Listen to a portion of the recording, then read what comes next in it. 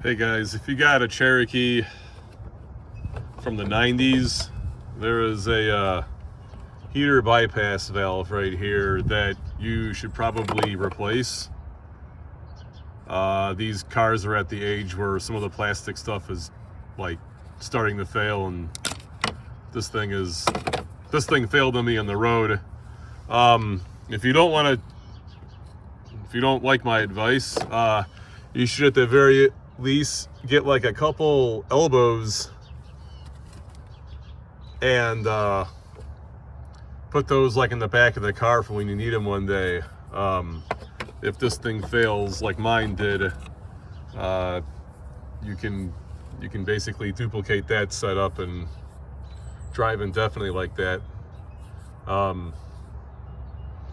Yeah, here's a video of my little adventure because of that piece of plastic shit.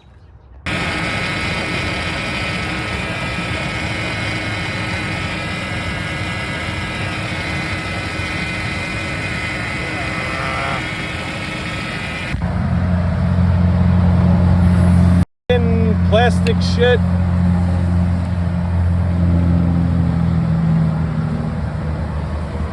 God damn it. All right, so I'm stuck. I'm gonna move this hose over to there. See if I can get from point A to point B. Good thing it's raining. I got plenty of water for the radiator.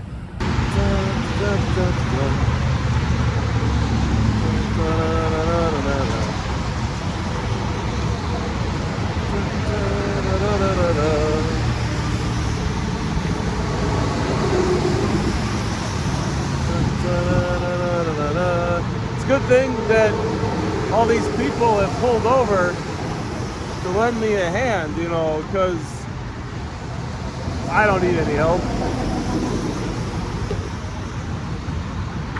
You know, I guess if I saw this Jeep on the side of the road, maybe I wouldn't pull over and help either. At least I'm dressed nice today.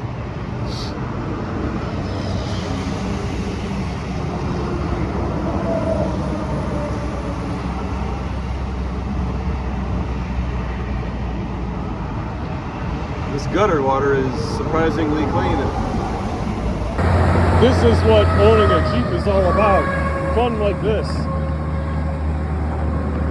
And God must have put me here to save all these earthworms from their destruction and death.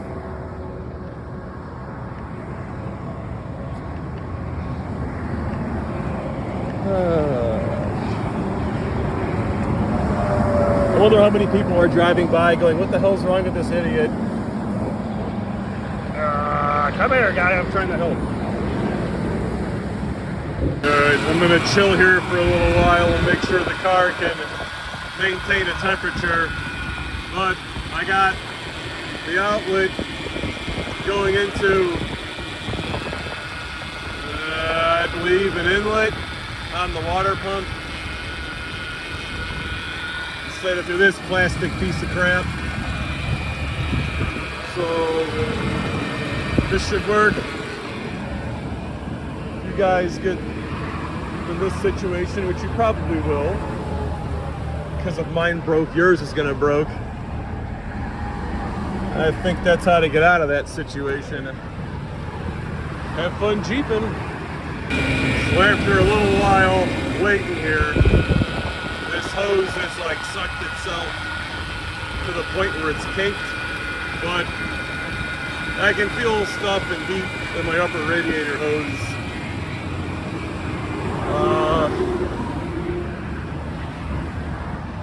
Car's also holding temperature, so I think I'm all right. All right, I'm on the road again. It's been about 10 miles. Everything's a-okay with the temperature. This is why I don't buy new cars. Figuring out how to fix this situation in 5 seconds, I highly doubt it's that easy to do or simple with a newer car. They're so complicated and unique. each one of them that you probably got to be more creative than I am. I don't know. I've been in this situation like 5 times now. I'm gonna make a video series called Steve's Stuck on the Side of the Road Again. Yeah, I like the way that sounds. That's got good consonants. I like that. But anyways, yeah, so this is why I don't buy new cars, or at least this is what I'm telling myself to make myself feel better about the situation.